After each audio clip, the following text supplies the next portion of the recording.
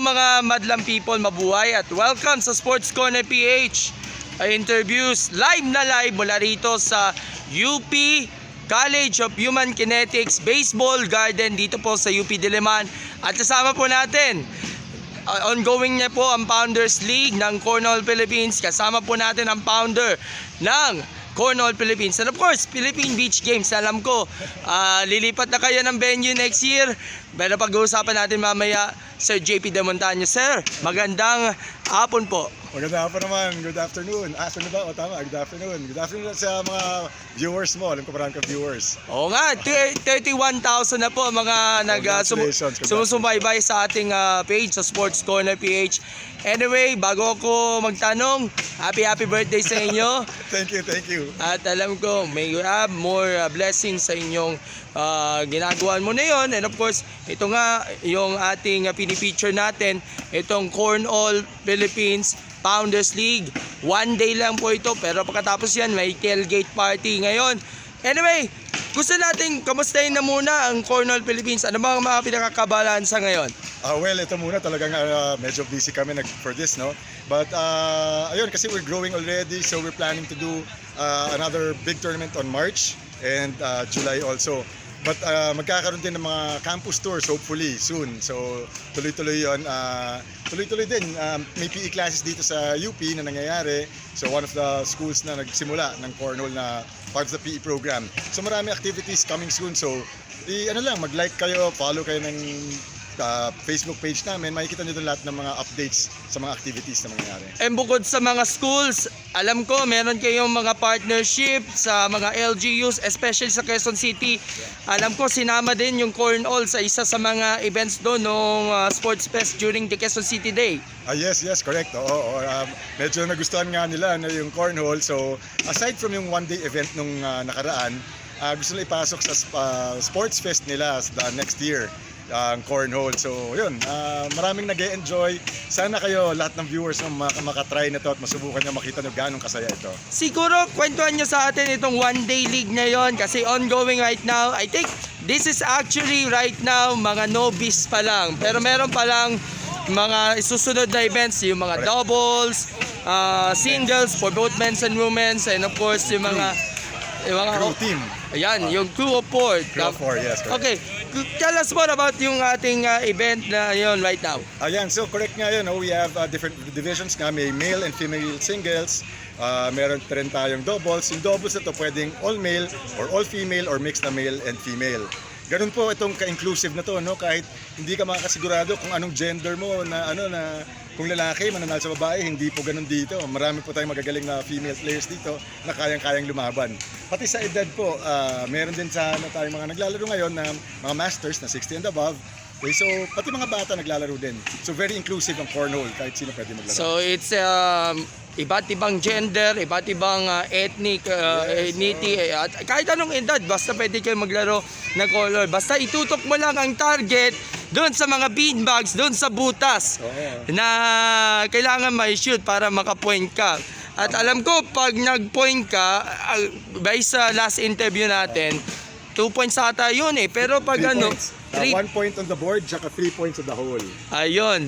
So anong reaction ng mga beginners and of course yung mga nakapag-participate dito sa event na ito? Well, tuwan-tuwa sila, no? Kasi usually, lalo yung mga estudyante ko sa PE, after nila mag-PE, wala na sila malaruan. So, tuwan-tuwa sila at nakakalaro na sila after PE classes. Yung iba naman, mga first-timer, nakikita nila may mga ibang first-timer din na nakakalaro sila. So, maganda. Tapos, mamaya, very competitive. Ang men's, nakita ko na yung mga former champions at yung magagaling na players from Pampanga. Andyan sila ngayon, okay? Makikita natin yun ang exciting na laban yung pagka naglabasa na. Ito kasi novice, maraming mga beginners, pero mamaya very competitive na ang labanan. So ang aabangan natin, men's singles, women's singles, and of course yung crew team na doubles na talagang exciting talaga yung magiging level of competition talaga pagdating sa pag-throw ng mga beanbag sa board. By the way, sisingit lang ako konti dahil suot mo naman Philippine Beach Games. Ano latest sa Philippine Beach Games? Balita ko, lilipat daw kayo ng venue. Hindi kami lilipat, madadagdagan lang. So tuloy pa rin ang linggayan natin as usual, meron tayo. Pero meron din binabalak na Boracay na leg ng Philippine Beach Games at saka Puerto Princesa, Palawan, magkakaroon din yan sa July. Abangan po natin yan. At tatlo na. siguro i-update mo na lang kami sa mga details at kung ano Yes, mga correct. sports Sports na na ilalagay nga dito sa PBG. And of course, bukod pa rito sa tournament, ano ba mga i-expect natin sa 2024? Nabanggit mo na yung ilan, pero may mga nakalimutan mo bang isama natin? Well, sa beach games, kasama rin siya, sumaliban dun sa main tournaments. Kasama rin siya sa Philippine Beach Games na mga activities, ang kasamang cornhole doon. At mga kaasa kayo, gagawin namin na mas maraming malalaruan. Kaya nag-iisip nga kami kung saan pa pwede kaming magtayo at mga lugar na pwedeng paglaruan. Okay, we will bring it closer to you guys. Kung nasan kayo, we'll try to bring cornhole to your place.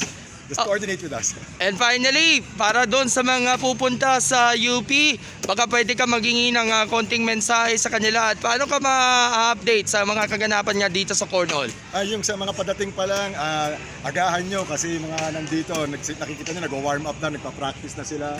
Okay, so agahan nyo dumating para makapag-warm up, makapractice din kayo. At yung hindi naman maglalaro, enjoy here. We have food booths there.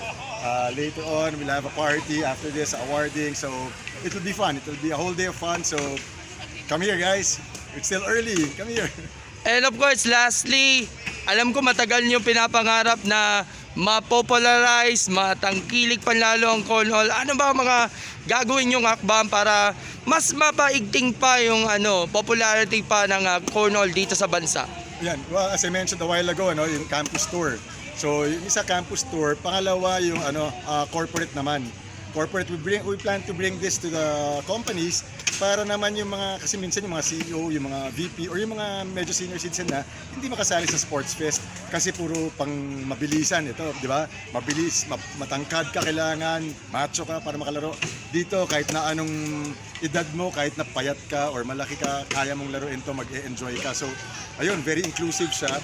So balak namin pasok sa corporate and also sa academe, sa schools. So yun ang gagawin natin. Tsaka open play, dadamihan namin yung open play na pwedeng invited kahit sino. And lastly, final message sa ating mga tagapanood sa Sports Corner PH. Yan, una-una, salamat sa pag-cover, salamat sa pagdalaw dito. At sana maengganyo namin kayo maglaro, hindi kayo magsisisi, masaya itong laro na ito. Nakikita nyo nga, kakasimula pa lang namin ilan taon pa, 2 taon pa lang ay nakikita nyo na yung suporta ng mga tao. So, lalaki pa ito ng lalaki. Sana maging bahagi kayo nitong cornhole. At, So, for more updates, follow nyo lang yung Cornhole Philippines na Facebook. and of course, sana sa mga susunod pang pagkakataon, ma-cover natin ng mas mahaba itong cornhole at promise, bibigay pa tayo ng kaukulang suporta nga, and of course, pagdagkilik nga sa ating mga followers natin sa Sports Corner PH. Sir JB, again, happy birthday at maraming salamat. Maraming salamat yan.